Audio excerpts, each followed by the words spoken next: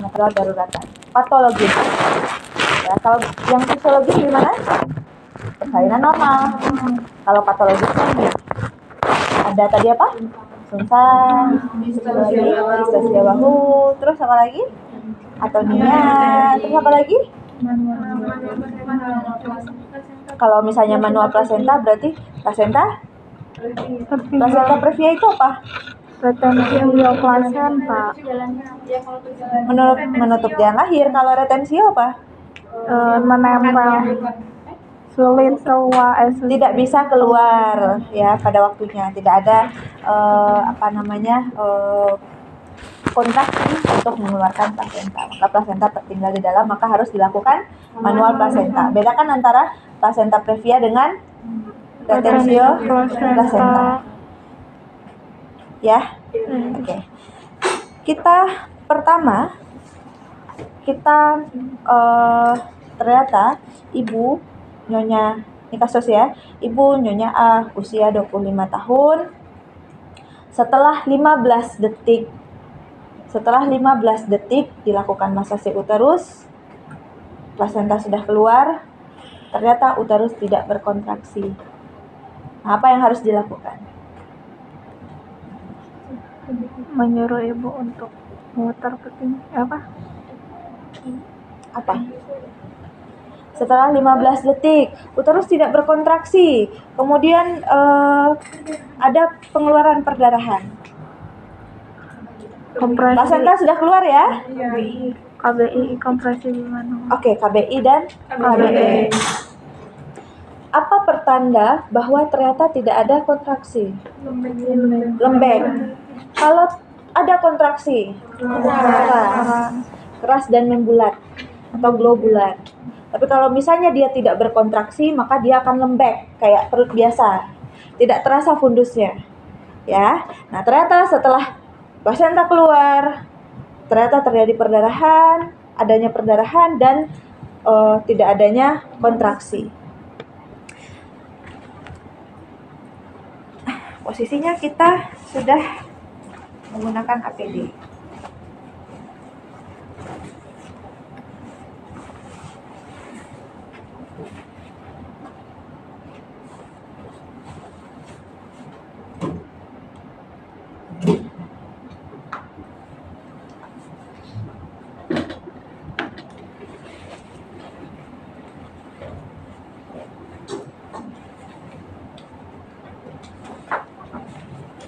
Oke, asisten mana nih asisten?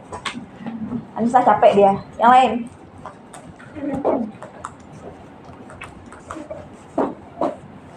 Udah, ini mah udah.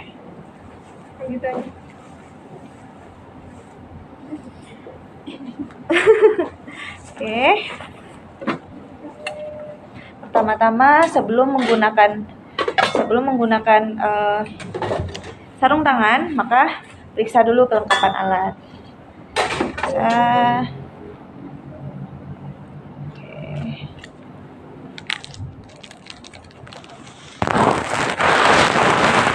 kesalahan pada saat testing. Belum apa-apa, langsung sarung tangan. Padahal kalian nggak ada asisten. Tapi kalau misalnya seperti sekarang kalian ada asisten ya nggak masalah, minta tolong asisten. Tapi kalau kalian harus kan kalian sendiri. Masa udah pasang sarung tangan tiba-tiba buka? Sarung tangan besarnya nggak ada ya tadi? Nggak ada. Oke. Baru sudah dilihat. Oke.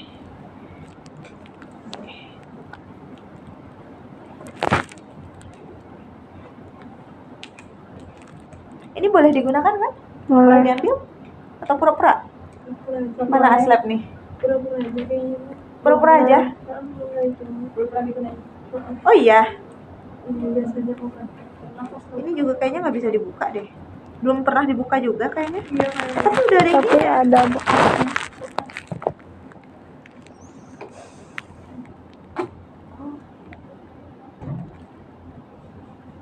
Oh, udah pernah ini digunakan. Gak masalah lah ya, ambil sedikit aja.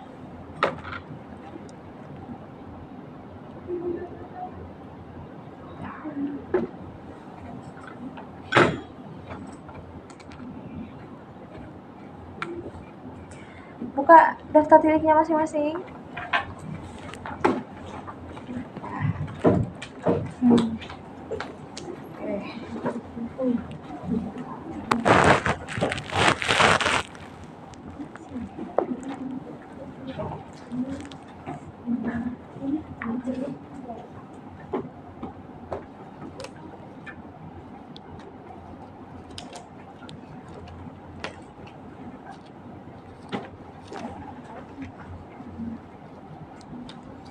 KBI KBE. Bentar.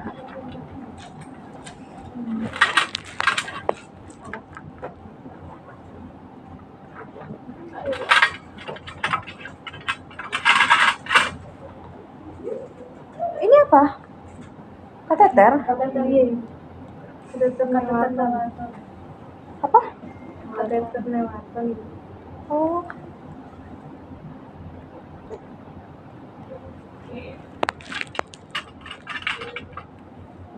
Enggak usah.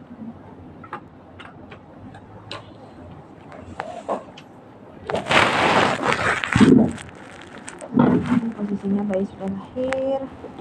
Kita sudah lahir. Keluar sampai baut-bautnya. Yang pertama, setelah plasenta lahir, apa yang pertama kali kita lakukan? Masase. Masase fundus uteri. Lakukan masase fundus uteri selama 15 detik. Setelah 15 detik, ternyata yang terjadi adalah lembek, tidak ada kontraksi. Tanyain ke ibunya, ibu ada rasa-rasa mulus tidak? Tidak ada. Kemudian lihat perdarahan, ternyata ada perdarahan. Kemudian, apalagi yang dilakukan? Inform consent kepada ibu, pasien terlebih dahulu. Ibu, mohon maaf. Ternyata fundus uteri ibu, ternyata rahim ibu tidak berkontraksi. Dan ibu juga ada keluar perdarahan. Mohon izin saya sebagai bidan untuk melakukan tindakan KBI KBE namanya. KBI ini adalah saya nantinya memasukkan tangan saya ke dalam rahim ibu. Kemudian saya akan membantu mengupayakan semaksimal mungkin agar uterus ibu bisa berkontraksi kembali. Karena kalau uterus ibu tidak berkontraksi, maka yang terjadi adalah perdarahan. Sampaikan kepada ibu apapun yang kita ketahui. Apapun kemungkinan-kemungkinan terbaik maupun kemungkinan terburuk, sampaikan kepada ibu di hadapan keluarga. Ya, kemudian setelah dilakukan inform consent, sudah ditandatangani, maka lanjut ke bersihkan bekuan darah. Di daftar tiliknya begitu atau tidak? Iya. Coba dicek. Iya. Bersihkan bekuan darah. Ambil kapas cebok.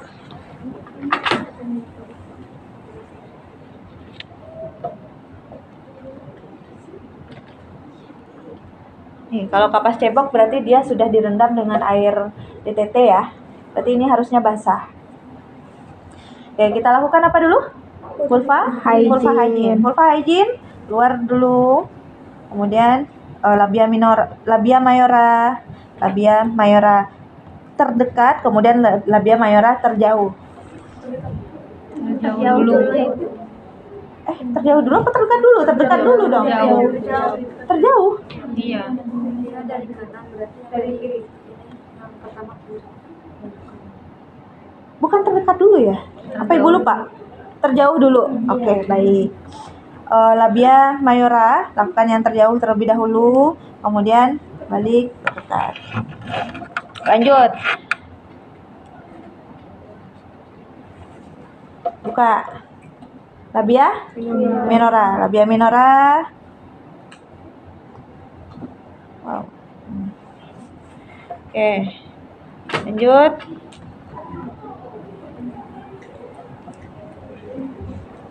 Jari klitoris ke perineum. Ibu, maaf, itu berarti kapasnya nggak harus 5 gitu, Bu? Harus satu-satu atau enggak, Bu? Kan biasanya vulva hygiene satu-satu ya. Iya, gini. Kalau misalnya vulva hygiene memungkinkan untuk satu-satu, silahkan satu-satu. Tapi kalau misalnya begini, kan kapasnya gede nih, begini kan? Ini yang kena di sini kan? Kemudian yang di sini misalnya belum kena, maksudnya masih bersih, ya boleh. Kalau dulu memang prinsipnya harus satu, harus 5 kapasnya berarti kan? Atau kalau misalnya dari klitoris ke bawah udah 1 kapas, kemudian dari perineum lagi ke atas 1 kapas, jadi ada 6 kapas. Biasanya dulu begitu. Tapi sekarang yang penting prinsipnya adalah bersih. Ya, jadi kalau misalnya yang kapas bagian sini terkena, jadi ini sebetulnya tidak begini, lebih besar daripada ini. Sebetulnya kapas cebok itu. Nah, begini, sudah begini, kemudian ini belum terkena, boleh begini. Biasanya di rumah sakit begitu kan? Atau satu-satu biasa di rumah sakit? Belum belum pernah. Jadi sebelumnya begini. Jadi sebelumnya teorinya adalah 1 buang, 1 buang, buka 1 buang, 1 buang, buang, ke atas lagi buang. Ada berapa kapas? Ada 6 kapas. Lumayan ya? Lumayan. Jadi karena prinsipnya di sini adalah bersih, bukan steril, karena nggak akan bisa steril, bersih, maka boleh sebetulnya. Tapi ya balik lagi. Tapi kalau di Australia Satu-satu. Satu doang ya buat semuanya. Oh, satu doang buat semuanya kalau di rumah sakit. Nah itu dia. Karena gini, prinsipnya itu sekarang bersih dan hemat ya. Kalau misalnya satu-satu boros. iya. Pada saat osce nanti ya lihat berapa ada kapasnya. Kalau misalnya kapasnya cukup, ya berarti satu. Tapi kalau misalnya kapasnya tidak cukup, ya berarti pakai prinsip tadi. Kita cuma butuh 3 kapas berarti. Kalau kapasnya ada 5 atau kapasnya ada 6, ya berarti bisa satu. Oke, untuk vulva hygiene jelas ya? Sudah pernah kan sebelumnya vulva hygiene? Sudah. Oke, setelah itu lanjut ke membersihkan bekuan darah. Ambil lagi rasa, kemudian bersihkan bekuan darah di bagian luar kalau ada masih keluar. Ini prosesnya cepat ya, nggak selambat ini. Cepat bersihkan, kemudian buka lagi, bersihkan. Sudah selesai. Ini kan sarung tangan kita sarung tangan pendek ya, sarung tangan persalinan. Maka kita harus menggunakan sarung tangan yang panjang. Ya. Karena apa? Karena nantinya ini akan masuk ke dalam. Oke. Kalau misalnya posisinya kalian sudah begini, sudah melakukan persalinan ya, ini kan sudah terkena darah-darah bagian luar dan lain-lain, sudah mengurusi bayi juga dan lain-lain. Maka gantilah sarung tangan dengan sarung tangan steril yang baru.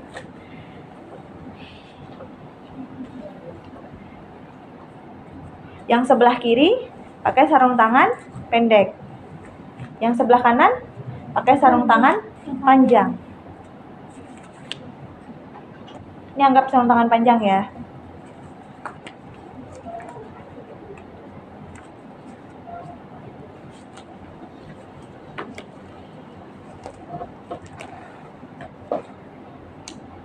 Oke. Sudah. Posisikan posisi ibu litotomi. Litotomi gimana? Ke atas. Naikkan kaki ke atas. Seperti posisi apa? Tadi? Macrobert itu posisinya posisi litotomi. Yaitu kita menaikkan kaki ibu ke atas. Oke, sudah. Lalu apa lagi? Ini sudah steril. Kemudian balurkan balurkan tangan yang akan masuk ke dalam jalan lahir ibu, balurkan dengan antiseptik. Oke.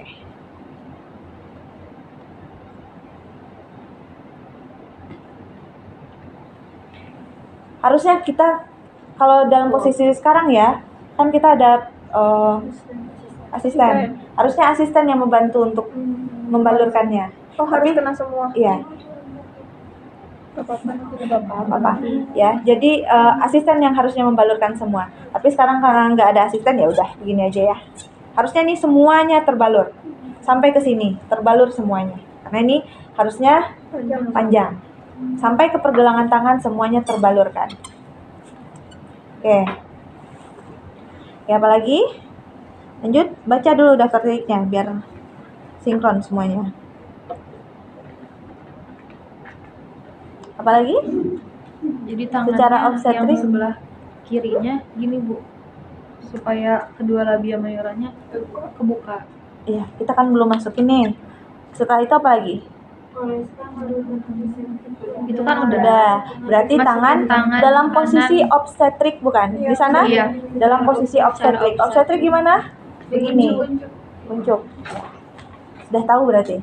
Tangan dalam posisi tangan kanan, tangan yang dibaluri antiseptik dalam posisi kuncup atau obstetrik.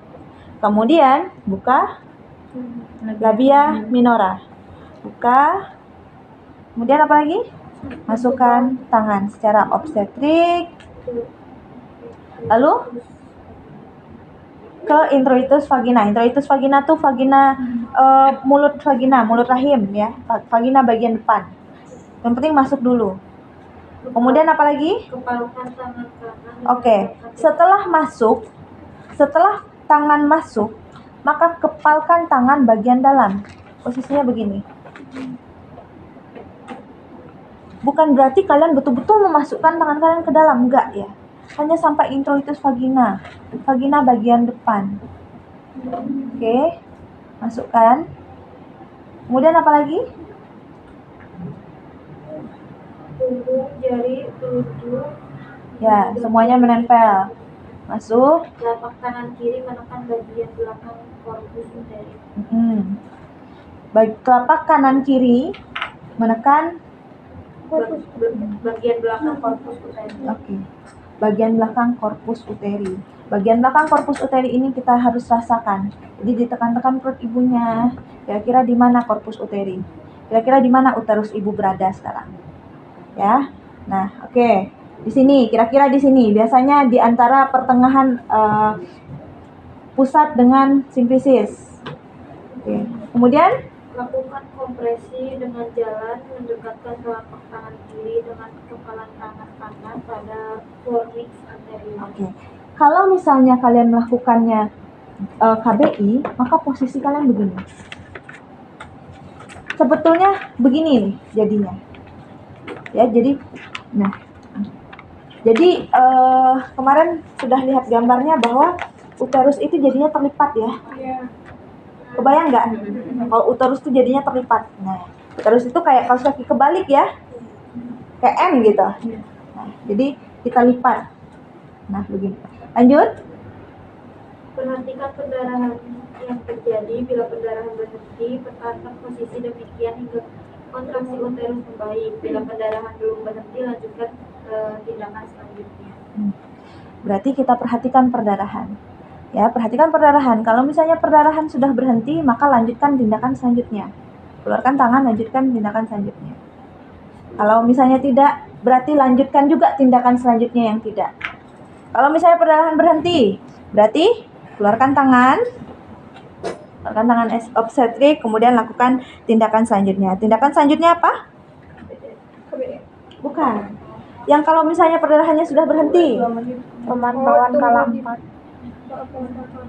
Bukan, sebelum pemantauan kala 4. Coba baca lagi.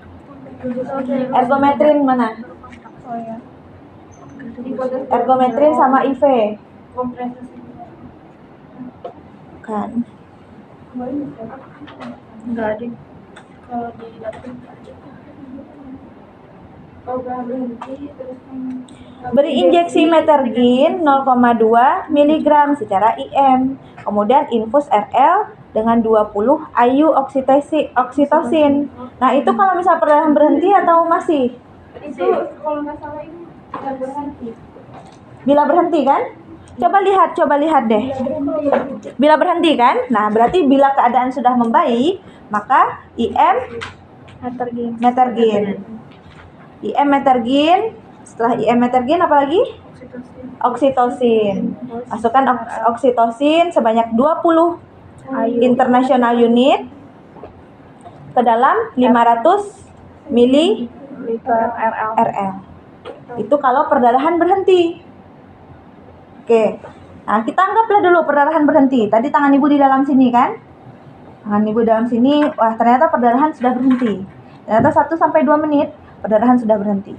Ibu keluarkan tangan ibu di dalam ini, kan kepala nih dalam ini. Menuju keluar sudah obstetrik kembali. Oke, di vulva sudah obstetrik kembali keluar. Berarti perdarahan sudah membaik. Lakukan tindakan selanjutnya yaitu suntikan metergin secara IM. Kemudian pasang infus. Ya, pasang infus, kemudian drip oksitosin 20 international unit atau IU.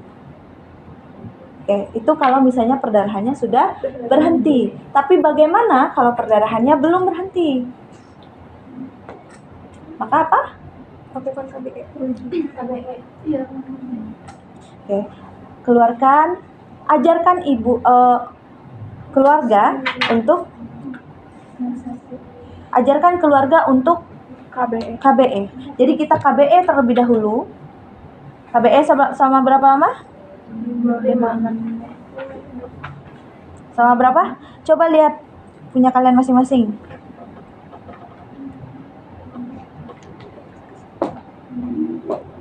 Lakukan KBE selama 5 menit.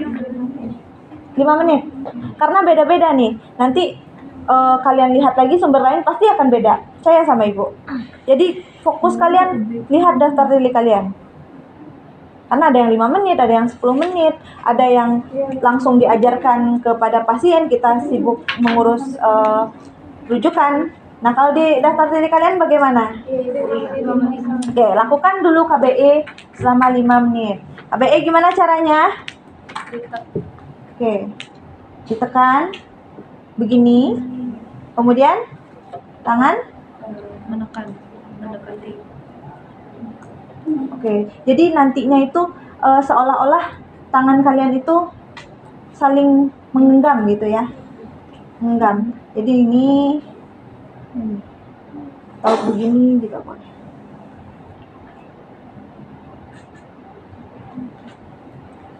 Oke, ada pertanyaan? Ibu tangannya tadi menganggap bagaimana? Begini boleh, begini juga boleh. Tergantung referensinya, boleh begini juga boleh. Kalau ke manusia tuh jatuhnya gimana ya? Coba sebentar.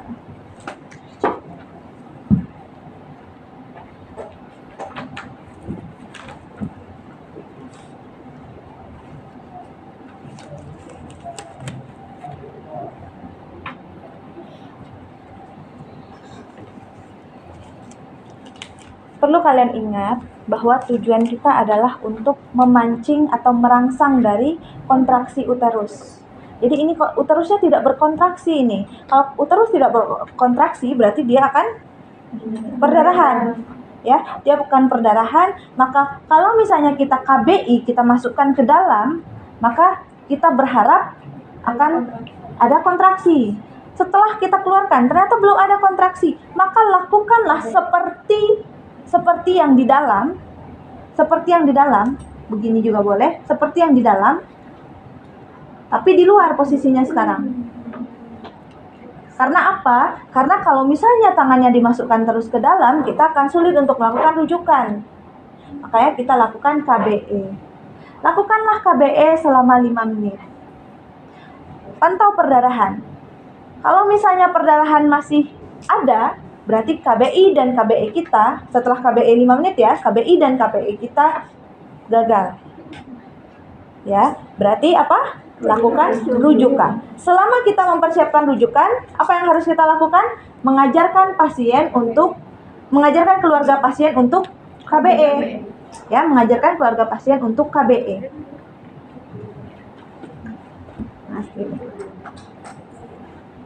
Jadi kita mempersiapkan rujukan, keluarga pasien tetap melakukan KBE. Oke, coba lihat daftar deliknya. Setelah itu apa lagi yang dilakukan? Ada pemasangan kondom. Itu kalau masih ada perdarahan yang besar. Mana nih? Infus. Perbaikan KU berarti ya. Kalau misalnya infus, oksigen itu kan selalu dilakukan kalau misalnya kita melakukan perujukan.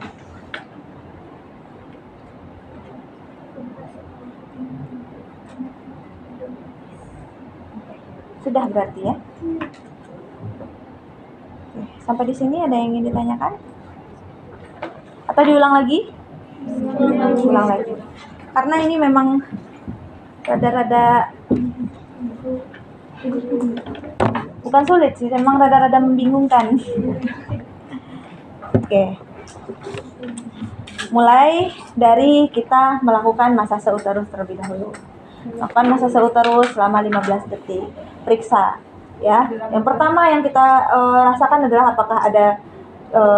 apakah masih ada janin kedua atau apakah ada kontraksi atau tidak. Ternyata selama 15 detik kita melakukan massase tidak ada kontraksi. Tanyakan pada ibunya, ada nyeri tidak Bu? Tidak ada. Pas kita merasakan di perut ibu ternyata lembek, tidak ada keras sama sekali, tidak ada bulat sama sekali rasanya. Oke, berarti fix ini adalah atonia uteri. Maka apa yang harus kita lakukan? Persiapkan diri kita. Lepaskan sarung tangan, ganti dengan sarung tangan yang baru. Ya, oke. Ganti dengan sarung tangan yang baru, kemudian sarung tangan yang bagian kanan harus sampai ke siku. Kemudian oleskan antiseptik. Lupa. Oke, sebelum mengoleskan antiseptik, berarti kalian harus membersihkan vulva hygiene terlebih dahulu. Vulva hygiene sudah selesai, pembekuan darah sudah selesai, baru oleskan antiseptik. Sudah? Oleskan antiseptik. Kemudian lanjut dengan membuka labia minora di tangan kiri, di tangan kanan secara obstetrik. Oke, setelah dibuka, masuk tangan kanan secara obstetrik. Setelah tangan kanan berada di dalam vagina ibu, berada di introitus vagina, maka berubah menjadi mengepal. Ya, mengepal. Kemudian tangan kiri menekan bagian uterus. Apa itu namanya? Corpus uterus. Yang jelas bukan fundus, corpus uterus. Nah, corpus uterus itu kalau misalnya kalian perkirakan, kalau misalnya kalian rasakan ke pasien aslinya itu, kemungkinan berada di pusat dan antara pusat dan simfisis. Karena sekarang kita pasiennya nggak asli, ya jadi kita perkirakan saja berada di sini, corpus uterus, itu berasa biasanya. Kalau kalian tekan itu biasanya berasa. Kemudian apalagi di KBI ya, di KBI kita tarik yang kiri ini kita tekan, kemudian yang kanan ini kita kepal keras. Ya, jadi seolah-olah kita membengkokkan uterus. Nah, setelah itu kita pantau perdarahan. Ya, pantau perdarahan, apakah masih keluar perdarahan atau tidak. Kalau misalnya perdarahan sudah tidak keluar, maka kemungkinan kontraksi sudah ada. Tapi kalau misalnya perdarahan masih keluar, maka uterus masih lembek. KBI kita gagal. Kalau misalnya 5 menit KBI gagal, keluarkan tangan. Tapi kalau misalnya dalam 5 menit KBI berlangsung baik ya, membaik, kontraksi membaik, maka suntikan metergin dan drip oksitosin ke dalam 500 ml. Kalau membaik. Kalau tidak membaik, ajarkan keluarga pasien untuk KBE. Atau ajarkan asisten kalau ada asisten untuk KBE. Sebelum itu, lakukan dulu KBE selama 5 menit. KBE berapa? 5 menit. Di sana 5 menit atau 2 menit? 5 menit. Oke, kita lakukan dulu KBE selama 5 menit. Kalau misalnya KBE-nya ada perubahan, membaik, ya berarti